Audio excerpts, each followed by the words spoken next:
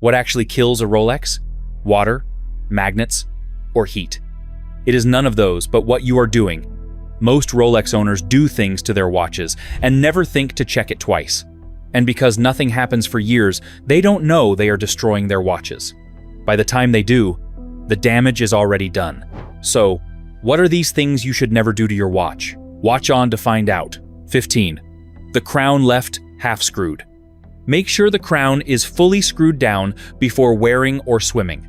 That line is in the manual of every modern Rolex, and almost nobody reads it twice. The trap is simple. A screw-down crown feels secure the moment it's pushed in, even when it hasn't turned that last quarter turn to lock.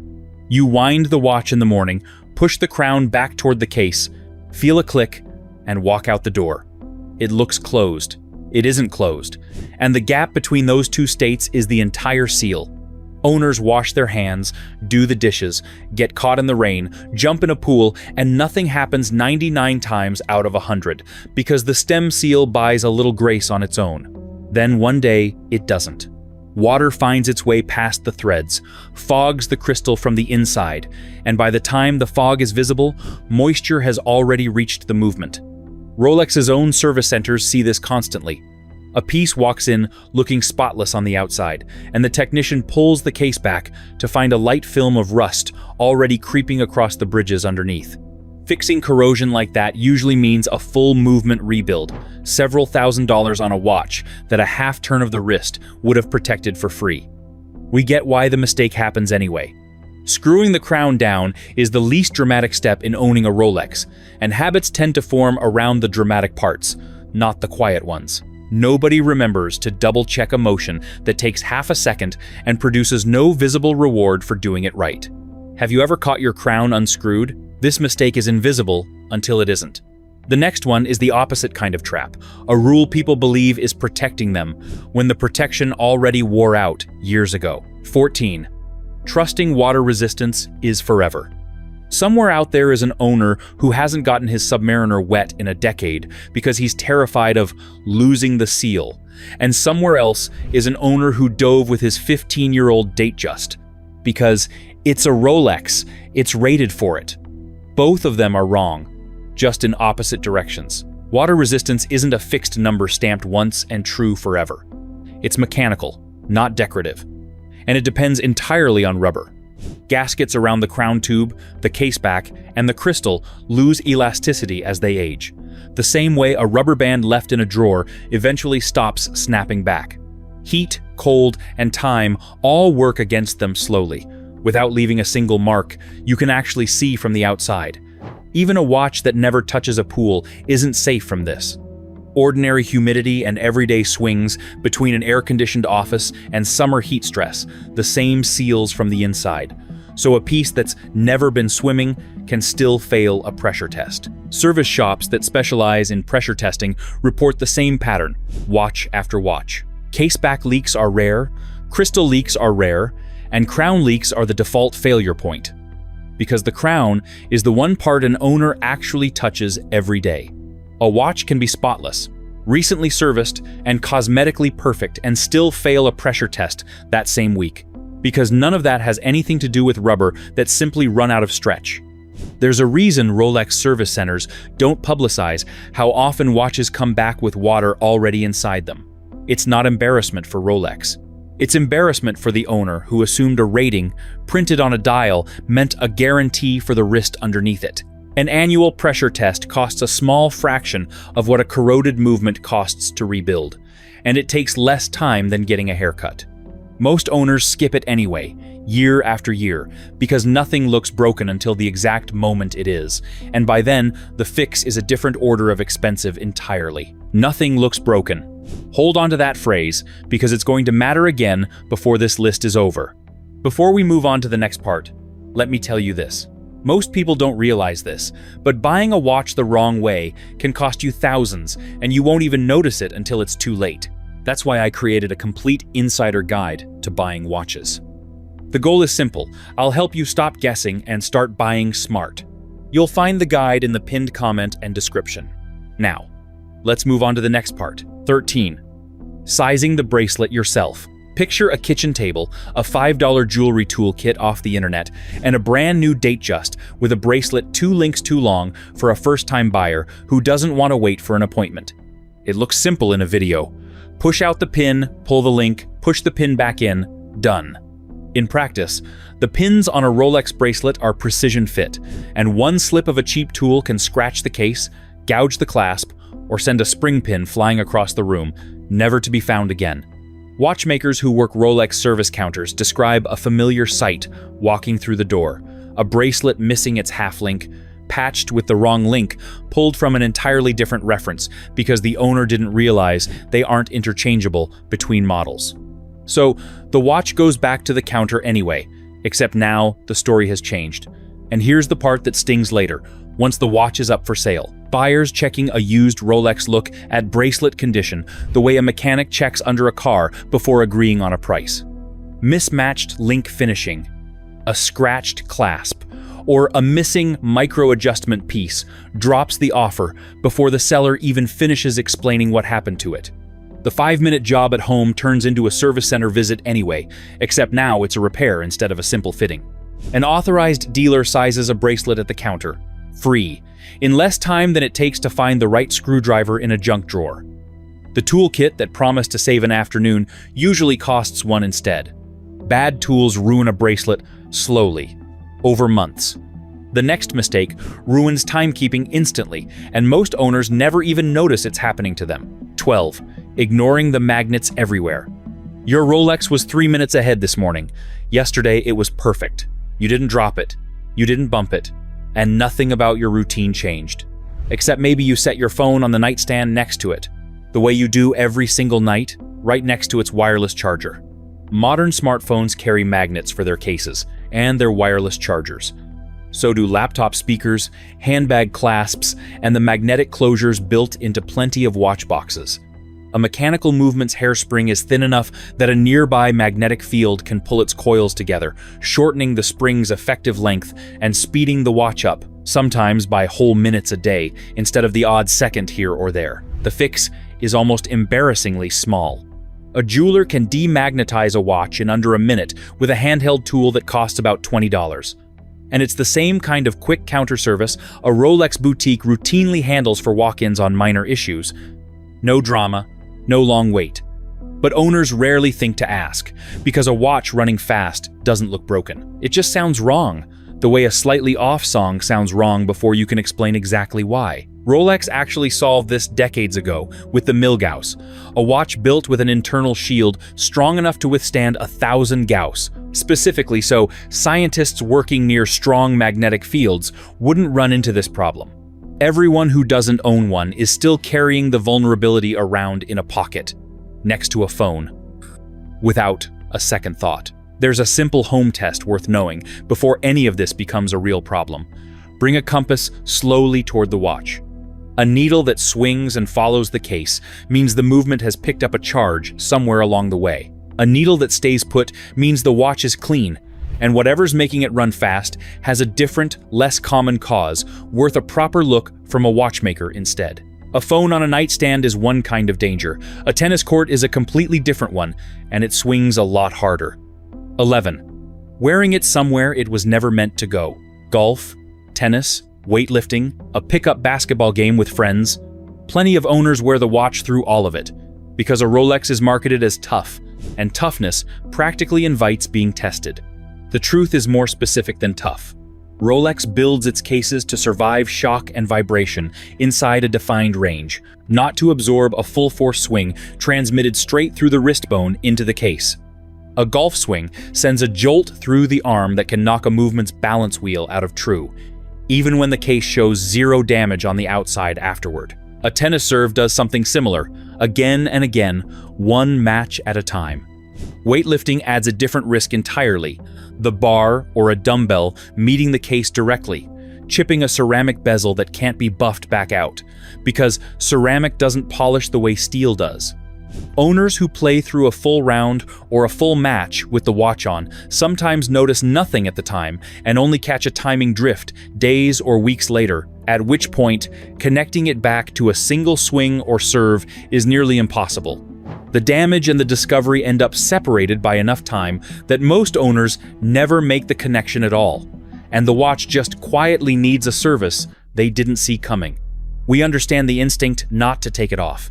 Removing it feels like admitting the watch isn't as strong as the marketing promised it would be. But the marketing was selling a lifestyle, not a stress test. And the difference between those two things is exactly what shows up later on a service invoice nobody wanted to pay. A cheap rubber strap for game day costs less than a single ceramic bezel replacement, and it protects the exact same watch, far better than Pride does. Do you take your Rolex off for sports, or keep it on? That damage came from force. The next one comes from something with no force at all, just quiet chemistry doing its work over time. 10. Skipping the rinse, after chlorine or salt. A pool day ends. The watch comes off, and it goes straight into a drawer without a rinse. Nobody thinks twice about it, because the watch survived the swim just fine and kept running perfectly. Chlorine is the quiet troublemaker here. It attacks rubber gaskets faster than fresh water does, drying them out and shortening the interval before they need replacing. And over repeated exposure, it can dull the finish on a steel bracelet in ways that are hard to reverse afterward. Salt water is worse for a different reason entirely. As it dries, it leaves crystallized salt packed into every crevice of a bracelet's links. And that salt works like sandpaper against the metal every single time the bracelet flexes on the wrist during a normal day of typing, driving, and reaching for things. A rinse under the tap costs 30 seconds. Owners who skip it aren't being careless on purpose. They're just moving on with the rest of the day, the way anyone would after a swim, towel in hand, kids to chase, bags to pack. The cost shows up 18 months later at a service counter as gaskets replaced sooner than they should have needed to be, and a bracelet with a finish that looks tired for a watch this young. Chlorine works slowly, over seasons. What's coming next can warp a dial in one single afternoon. 9. The sauna, the hot tub, and the car dashboard. There's a specific kind of heat that a Rolex was never built to sit inside for long. The kind that arrives with a sudden temperature swing attached to it. A hot tub or sauna does two things at once. It heats the metal case, which expands slightly faster than the gasket seal around it, and it surrounds the watch with steam that's actively hunting for any gap that opens up in that moment. A watch left on a car dashboard in direct sun does something quieter, but just as damaging over time. Heat that can climb past 140 degrees Fahrenheit inside a parked car in summer, enough to soften luminous paint, warp certain dial finishes, and stress the same gaskets from the outside instead of from the inside. Cold works the opposite side of the same problem. A watch worn skiing all day, then plunged straight into a hot car heater, forces those seals through a swing they were never designed to absorb in minutes. None of this looks dramatic while it's happening. The watch keeps ticking, the hands keep moving, and there's no alarm bell built into the case to warn anyone in the moment. But because temperature swings and water exposure attack the exact same rubber seals from two different directions, a dashboard nap in July and a hot tub session in December end up doing more or less the same job on those gaskets. They just take different amounts of time to finish it. Lume plates are the visible casualty owners notice first. A dial baked on a dashboard for a full summer can develop a faint yellow tint across the luminous markers that wasn't there the year before. A slow chemical change that no amount of cleaning reverses. By the time an owner notices the color shift, the same heat has usually already been working on the gaskets for months, out of sight, doing the part of the damage nobody photographs for a forum post. Heat and water attack the seals from outside. This next one skips the seals completely and goes straight for the case itself. 8. Opening the case back yourself. Somewhere on the internet is advice claiming you can open a Rolex case back with a rubber ball, pressed hard against the metal and twisted counterclockwise. It works, sometimes, in the narrow sense that the case does eventually pop open. What it doesn't tell you is what happens after. A caseback forced open with the wrong tool almost never seals the same way twice. The gasket gets pinched, torn, or simply doesn't seat flush anymore, and water resistance quietly disappears from that point forward, whether or not anyone notices right away. Owners who try this to swap a strap peek at the movement, or just satisfy some curiosity are, without realizing it, trading a sealed watch for an unsealed one in exchange for 5 minutes of looking inside. An authorized dealer opens a case back with a specific tool shaped to grip the exact notches Rolex machines into the case, applies the correct torque by feel and by spec, and reseals it afterward with a fresh gasket every time. That service exists, and it costs very little relative to the watch sitting on the wrist. The rubber ball trick is free right up until the pressure test fails and the bill for the fix arrives, usually bigger than the curiosity was worth. That mistake damages the watch on purpose, chasing curiosity. The next one damages it while actually trying to help. 7. Polishing it until the edges disappear. A watch that looks brand new sounds like a compliment. To a collector evaluating what to pay for it, it's closer to a warning sign than a selling point. Polishing removes a thin layer of metal to erase scratches, and done sparingly by someone who understands the original case geometry, it can be nearly invisible. Done aggressively, or done repeatedly over the years by whoever happened to be behind the jewelry counter that day, it rounds off the sharp bevels on the lugs, softens the crown guards until they look like they're mid-melt, and pushes the lug holes outward until they're no longer centered where the factory placed them. None of that comes back afterward. Once the metal is gone, it's gone. The same way you can't sand a table back to its original shape once you've taken off too much wood. Most owners get this backward. They polish before selling, thinking a shinier case means more money in the offer. Serious buyers do the opposite math in their heads. An untouched case with a little honest wear tells them the watch's history is what the seller says it is, while a case polished to a mirror finish makes them wonder what's being covered up, and they price their offer accordingly, sometimes hundreds of dollars lower for the exact same reference. Honestly, I go back and forth on this one myself, because a scratched-up watch bothers plenty of owners far more than a slightly rounded lug ever would in person. But the market has made its preference clear over and over again, sale after sale, and it isn't the shiny one. Once a case has been thinned past a certain point, no amount of regret buys the original edges back. Polishing damages a watch on purpose, chasing a look. What's coming up next damages it while wearing a stranger's name badge. 6. Letting the wrong hands touch it. Not every watchmaker who advertises Rolex repair online has actually opened one before. Some have plenty of real experience behind them. Others haven't, not really. And the watch can't tell the difference until something quietly goes wrong months later.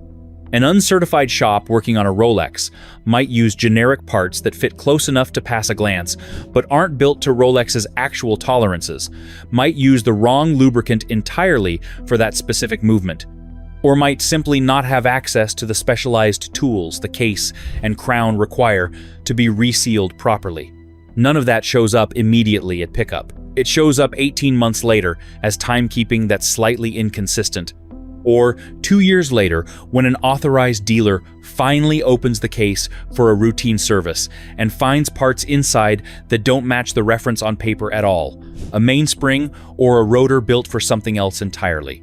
This one matters more than most owners realize once resale enters the picture. A watch serviced outside Rolex's own network, with mismatched parts sitting inside it, can lose meaningful value even when it looks flawless from the outside, because a knowledgeable buyer checks under the hood before agreeing to any price. The money saved at the cheaper shop rarely covers what gets quietly subtracted later at the negotiating table. There's also a quieter cost that has nothing to do with resale. A movement built to Rolex's tolerances is regulated as one complete system, every part machined to work with every other part. Swap in a part that's close but not exact, and the watch can still run, still look fine on the wrist, and still lose accuracy in ways a cheap shop has no way to properly diagnose because they never had the reference specs to compare against in the first place. The watch keeps working. It just stops working the way it was built to. Wrong hands are one problem, and they leave a trail behind.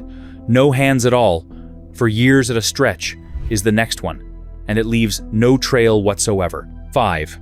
It still runs fine, so why service it? Somewhere, there's a Rolex that hasn't been opened in 15 years, running within a few seconds a day. And its owner truly believes that accuracy is proof nothing could possibly be wrong inside.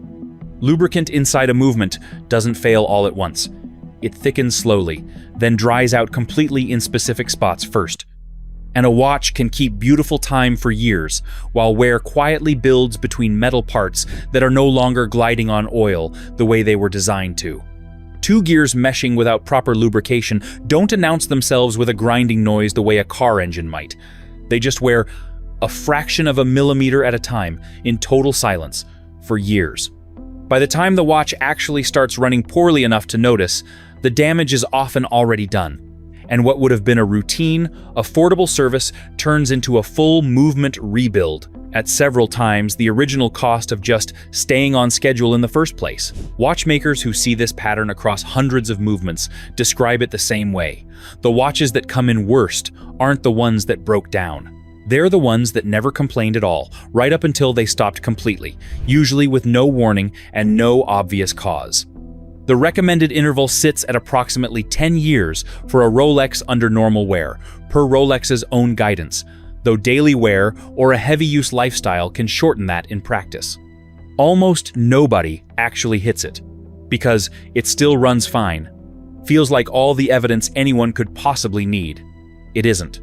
It's just the last thing to fail, not the first thing to quietly wear out.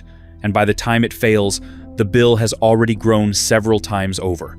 Owners treat the absence of a problem as proof of health, when, for a mechanical movement, silence is exactly what wear sounds like on its way in. Neglect happens on the inside, where nobody can see it happening. What's next happens right on the wrist, in plain sight, and owners still manage to miss it. 4. Wearing the bracelet loose. There's a specific look plenty of owners chase on purpose. The bracelet worn a touch loose, sliding slightly with every gesture of the wrist, because it photographs well and feels less restrictive than a snug fit against the skin. It also wears out faster, and by a meaningful margin. Every bit of extra play means the links rub against each other and against the clasp with more freedom to move, and that friction is exactly what thins the metal between the pinholes over years of ordinary daily motion. A bracelet worn snug barely moves at all against itself, so it barely wears at all either. A bracelet worn loose is grinding itself down every single day it's on the wrist, just slowly enough that nobody notices until the links start to feel visibly stretched and sloppy against the clasp. Rolex actually engineered around this exact problem, with its Oyster Lock and Glide Lock safety clasps, which are designed to keep a properly fitted bracelet from opening by accident. But a clasp can only protect a bracelet that's adjusted correctly in the first place, and a loose fit undermines the whole system it was built to work inside. There's a safety cost too, and it's the one owners actually end up regretting the most. A loose bracelet is a bracelet that can catch on a door frame, a car seatbelt buckle, or a gym rack without much warning, and the watch that survived a swimming pool and a golf swing gets knocked clean off the wrist by something as small and mundane as reaching for a bag on an overhead shelf. Snug, loose, or somewhere in between. How do you wear yours? That's where you can watch coming for months. The next mistake stays completely invisible until the exact day you try to sell. 3. Throwing away the box and papers. A watch box looks like packaging, the kind you toss out with the tissue paper the day after Christmas. To the resale market, it's closer to a birth certificate than trash. The warranty card, the outer and inner boxes, the service booklet. None of it makes the watch run 1 second better, and plenty of owners toss all of it within a year, because it's just taking up drawer space they'd rather use for something else. Then 5 years later, they go to sell, and the first question every serious buyer asks is whether the set is complete.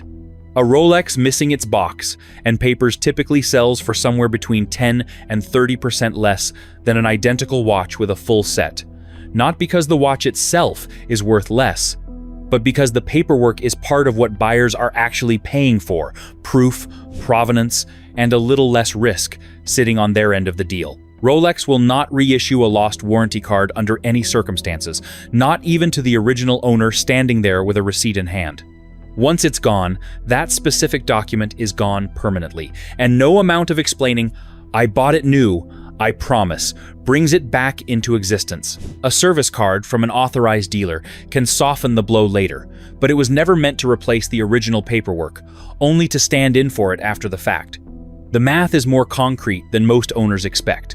On a watch worth $10,000, a missing set can mean the difference between a sale at $9,000 and a sale at $7,000, purely because the buyer has to price in the uncertainty the paperwork would have removed. Multiply that gap across a whole collection built over a decade, and a habit as small as tossing a cardboard box adds up to real money left on the table, one sale at a time. Somewhere out there is a first-time buyer who saved for 2 years, finally walked out of the boutique with his first Datejust, and threw the green box in the garage because it took up too much room on the shelf. He doesn't know yet what that box will cost him the day he finally decides to sell. Losing paperwork costs you later, quietly. The next mistake costs someone else, right at the moment of purchase, in real time. 2. Chasing a deal from a stranger. Every collector has a story that starts the same way, a price that seemed too good to pass up, from a seller who seemed trustworthy enough in the moment, over a few text messages and one grainy photo. Gray market and private party Rolexes aren't automatically fake, and plenty of honest sellers move watches this way every single day without incident. But skipping an authorized dealer or a vetted reseller means skipping the one thing that actually protects a buyer: verified history.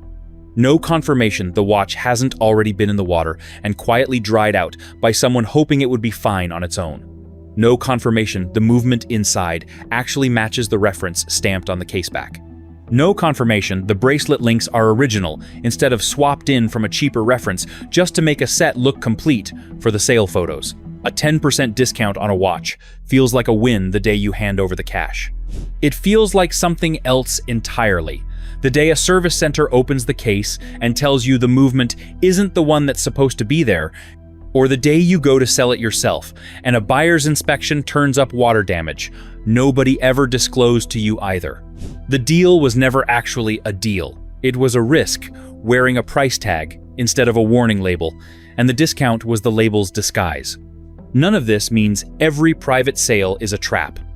Buyers with a long, verifiable history on a trusted forum, dozens of confirmed transactions behind them, and a willingness to answer questions before the money moves are a different category entirely from an anonymous listing with one blurry photo and a price that doesn't match anywhere else on the market. The rule collectors repeat to each other for a reason: buy the seller, not just the watch, because the watch alone can't tell you where it's been. Every mistake on this list has its own separate cause. But there's one thing sitting underneath all 14 of them, and it's the reason none of them get caught in time. 1. Believing the watch doesn't need you. Rolex spent decades building a reputation for toughness so effective that it quietly became its own liability. Owners here built for Everest and raided to the ocean floor and translate that, without meaning to, into doesn't need looking after, which was never actually what any of that marketing meant to say. Remember the watchmaker's drawer from the very start of this list, the one full of pieces that flooded quietly over months without anyone noticing. Every watch in that drawer belonged to someone who believed exactly this. Not one of them thought they were being careless in the moment. They thought they owned something that couldn't be hurt, and that belief is precisely what let the damage happen, completely unwatched, for months at a time, 1/4 turn of a crown away from being prevented. The watch is well built, that part is true, and it's the reason a Rolex can survive more than a dozen different kinds of neglect and still keep ticking through most of them without complaint. But can survive neglect and was designed for neglect are two different sentences entirely, and the space between them is where every single mistake on this list actually lives and quietly does its damage, year after year, unnoticed. Durability was never a substitute for attention. It was only ever a longer runway before the lack of attention finally caught up. A tool still needs the person holding it to pay attention. That isn't a flaw in the watch. It's the whole point of owning something built this well in the first place, not to stop thinking about it, but to finally have something on the wrist worth thinking about at all. The watches that get handed down, sold at a premium decades later, or worn for 40 years without a single expensive surprise, don't belong to owners who got lucky. They belong to owners who kept paying attention long after the newness wore off. So, which of these things have you done and are still doing? Let me know in the comments. Like this video and subscribe.